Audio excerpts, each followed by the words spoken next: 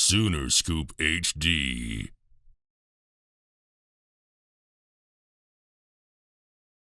Experience, nothing like I've ever had before, and I've just had a great time soaking it all in. We haven't really got a chance to talk to you about your discussion to come to Oklahoma. What was that like, and is it everything you thought it would be when you flipped from Clemson? Yeah, 100%. I'd say one of the biggest pulling factors obviously was Coach Venables, and the energy and the connection I had with him, and it's like I said, one of the bigger reasons I came here, and along with the other staff, Coach Javish, Coach Bates, I really had a great connection with those guys, and coming here with them it's been super comfortable, great transition. I've had a great time. Was that a difficult process, having to tell Coach Sweeney and the staff at Clemson, hey, I'm going to go with Coach BB? Yeah, I think decommitting from any type of school that you've been committed to and giving a verbal commitment to isn't an easy process, but especially with something like that, and the situation, the way it took place was a little bit more difficult than usual, but just with God's guidance, I was able to get through it. Did people tell you that was unique, what you were doing or wanting to do? I don't know. Like most recruits don't do this kind of thing? Or? I don't know. I'd say it was pretty similar to any type of recruit, just kind of doing what they think is best for them. And it might have a little more hurdles in the way, but other than that, It fit you, your personality, what you wanted to do. Is as simple as that? Yeah, pretty much. Just I love the type of guy that Coach Venables was, the energy he brings, and that's in the end that's the guy I wanted to play for. And there's a lot of other reasons that I don't really need to get into, but for the most part, just to keep it simple, it was my decision, and that's what my family and I thought was best for me. On the flip side, what was Coach Venables' reaction like when you told him you were coming to Oklahoma?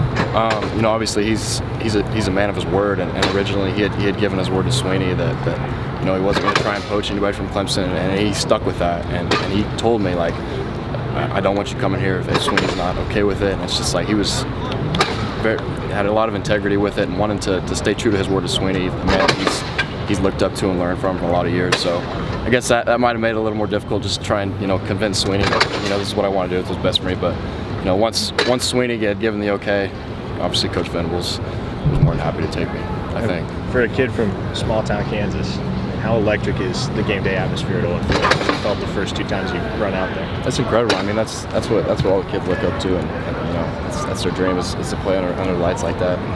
It's just like you said, electric, and a crazy experience. You get the chills, you get the adrenaline. It's awesome. You played quite a bit of offense in high school. Have you lobbied to get a couple Wildcat packages?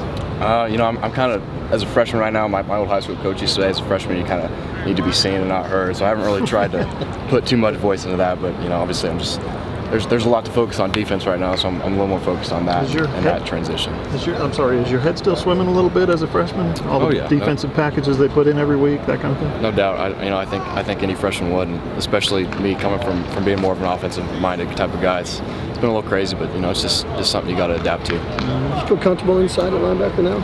Yes, sir. With the coaches and the amount of pressure they put on us, and the amount of they coach us hard, so when that happens, it makes, when we get to game day, everything seems to slow down a little bit. And so, it gets easier every single day, I'd say. Talk about your relationship with Danny Stutzman a little bit. I know he's kind of taken me under his wing, and you guys, at least on social media, seem to have a really unique connection. Yeah, whenever we're in lifting groups, me and Danny are lifting partners, so we like to push each other in that way. But other than that, just outside of football, he's a great guy that I've looked up to a lot. He's kind of shown me the ropes a little bit, and like you said, put me under his wing a little bit. So who can throw more weight? Oh, definitely, kind of close. Jaren, going back to your relationship with Brent, was there a particular moment in your recruitment, whether it was at Clemson or something like that really kind of endeared him to you and made you realize that you wanted to go for it? I'd say there was a lot of moments. I don't know if there was anything specific, but there was a lot of things that connected us that I really liked about him. And it's just, I don't know if I can hone it on a specific one, but there was a time that I just knew, like, this is the guy that I want to play for. What part of your game has really developed the most since you've been here at Oklahoma?